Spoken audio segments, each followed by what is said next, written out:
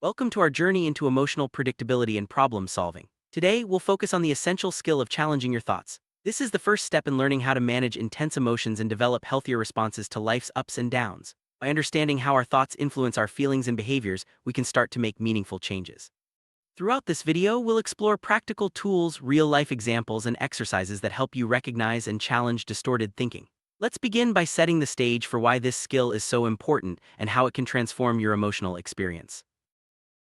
Let's talk about the BEST scale, a tool designed to help you track your emotional well-being. Completing the BEST scale regularly allows you to see patterns in your mood and identify triggers for emotional intensity. Recording your scores helps you become more aware of how your emotions fluctuate throughout the week. This self-monitoring is a foundational step in emotional management, as it provides valuable insight into your progress in areas that may need more attention. By keeping a record, you're taking an active role in your emotional health. Before diving deeper, it's important to ground yourself with relaxation and mindfulness techniques. These practices help calm your mind and body, making it easier to observe your thoughts without judgment. Mindfulness encourages you to stay present, notice your feelings, and accept them as they are. This state of awareness is crucial for challenging distorted thoughts, as it creates space between your emotions and your reaction. Take a few deep breaths, relax your muscles, and prepare to engage with your thoughts in a new way. Emotional Intensity Continuum is a valuable tool for mapping where you are emotionally at any given time. By estimating the percentage of time you spend at each level, you gain a clearer picture of your emotional landscape. This continuum helps you recognize when your emotions are escalating and when you're in a calmer state. Tracking your position daily allows you to connect specific events, feelings, and thoughts to changes in your emotional intensity. This awareness is the first step toward effective problem solving. Using a skills monitoring card is a practical way to keep track of the coping strategies you use each day, by recording which skills you applied, and when you can see what works best for you in different situations. This card also encourages you to reflect on your progress and identify areas for growth. Over time, you'll notice patterns in your behavior and become more intentional about using effective skills to manage emotional challenges. Let's explore the powerful metaphor of autobiography in 5 short chapters by Portia Nelson. This poem illustrates the journey from falling into the same emotional traps repeatedly to finally choosing a new path. Each chapter represents a stage in personal growth, from denial and helplessness to awareness, change, and ultimately mastery over one's reactions. This story reminds us that change is a process, and each step forward is progress, even if we stumble along the way. Reinforce your learning. You'll have homework assignments that include completing the skills monitoring card and the emotional intensity continuum each day. You'll also write down events, feelings, physical sensations, thoughts, and behaviors. Paying attention to cognitive distortions and recording them helps you become more aware of your thinking patterns. These exercises are designed to build self-awareness and lay the groundwork for challenging and changing unhelpful thoughts. It's important to revisit the guidelines for group participation and your personal goals for the STEPPS program. Reflecting on these helps you stay focused and motivated. Consider how you've progressed since week 1 and what areas you'd like to continue improving. Group support and accountability are key elements in maintaining momentum and achieving lasting change. How do you know you're using the skill of challenging? It's when you start distinguishing between thoughts and behaviors, change your thinking to improve your feelings, and become less perfectionistic. You begin to put life events into perspective, allow yourself to make mistakes, and stop comparing yourself to others. Challenging means questioning distorted thoughts, accepting that disagreement doesn't equal rejection, and choosing to see things in shades of gray. Do you know we have about 125,000 thoughts per day, and most are self-talk? Emotional intensity can make these thoughts feel overwhelmingly real, especially when they're negative or distorted. Learning to challenge your self-talk is crucial for emotional health. By noticing when your thoughts become negative or unrealistic, you can start to question their accuracy and reduce their impact on your feelings and actions.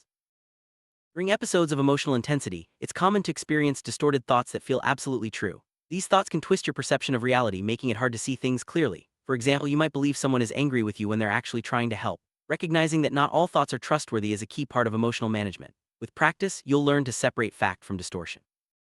Let's look at some common cognitive distortions. These include all-or-nothing thinking, overgeneralizing, selective negative focus, disqualifying the positive, and more. Each distortion is a way our mind can trick us into seeing things in a more negative or unrealistic light. By learning to identify these patterns, you can start to challenge them and replace them with more balanced thinking.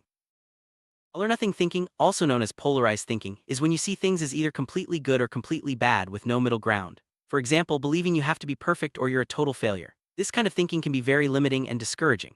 Recognizing when you fall into this pattern is the first step toward adopting a more flexible and realistic perspective. Overgeneralizing happens when you draw broad conclusions from a single event. For instance, if one negative thing happens, you might believe it will always happen. Words like always or never often signal this distortion. By catching yourself using these absolutes, you can start to question whether your conclusion is really accurate or just a reaction to one experience. Selective negative focus or tunnel vision is when you zero in on the negatives in any situation and ignore the positives. For example, focusing only on the few mistakes you made on a test instead of the many answers you got right. This distortion can make situations seem worse than they are. Practicing gratitude and looking for positives can help balance your perspective.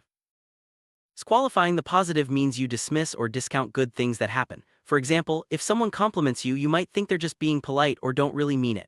This habit can keep you stuck in a negative mindset. Learning to accept positive feedback and acknowledge your strengths is an important part of challenging this distortion. Arbitrary inference involves jumping to negative conclusions without evidence. Mind reading is a common example where you assume you know what others are thinking, often in a negative way. For instance, believing your boss dislikes you without any real proof. These distortions can lead to unnecessary anxiety and misunderstandings. Checking the facts and seeking clarification can help break this pattern. Emotional reasoning is when you believe that your feelings reflect reality. For example, feeling afraid in a situation and assuming it must be dangerous. While emotions are important signals, they are not always accurate indicators of what's really happening. Learning to separate feelings from facts is a key skill in challenging distorted thoughts. Its statements are rigid rules about how you or others must behave, often leading to frustration and disappointment. Labeling involves assigning a fixed, negative label to yourself or others, like calling yourself a failure after a mistake.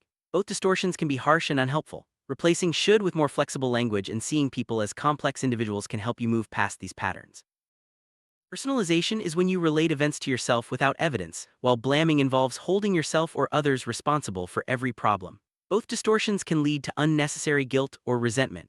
Recognizing when you're personalizing or blaming allows you to step back and consider other explanations for what's happening. Catastrophizing is expecting disaster in any situation, while control fallacy is believing you should control everything around you. Both distortions can create anxiety and frustration. Learning to accept uncertainty and focus on what you can realistically influence helps reduce the impact of these patterns. Now that you can identify cognitive distortions, it's time to challenge them. Start by questioning your thoughts. What evidence do I have? Could there be another explanation? Would I say this to a friend? These questions help you see your thoughts from a new perspective and reduce their negative impact. Remember, not every thought is true or helpful. When you notice a possible distorted thought, communicate it to someone you trust. Getting feedback from others can provide a reality check and help you see things more clearly. Be open to their perspective, even if it challenges your own. This process builds self-awareness and strengthens your support network.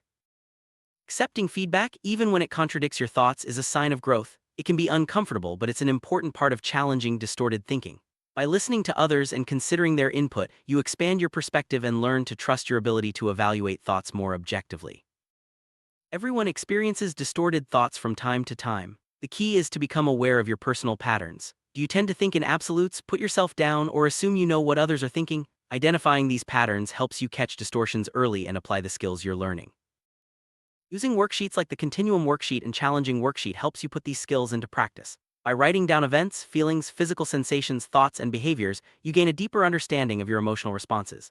Listing distortions and challenging them with evidence-based questions strengthens your ability to manage emotions effectively.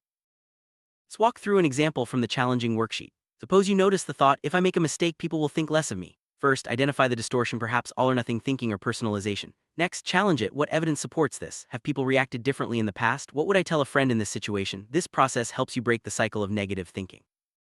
Tracking your emotional intensity daily on the continuum helps you notice patterns and triggers. Each day, record where you are, what happened, how you felt, and what you thought. Over time, you'll see trends that can inform your problem-solving strategies and help you anticipate challenging situations. Regularly practicing with the Challenging Worksheet builds your confidence in handling distorted thoughts. List the cognitive distortions you notice and write at least 3 challenges to each one. This repetition helps you internalize the process and makes it easier to apply in real-life situations. Summary: challenging your thoughts is a powerful skill for managing emotional intensity and solving problems. By identifying cognitive distortions, questioning your thoughts, and practicing new ways of thinking, you can change how you feel and respond to life's challenges. Remember, change takes time and practice, but every step forward is progress. Keep using your tools, stay mindful, and continue your journey toward emotional well-being.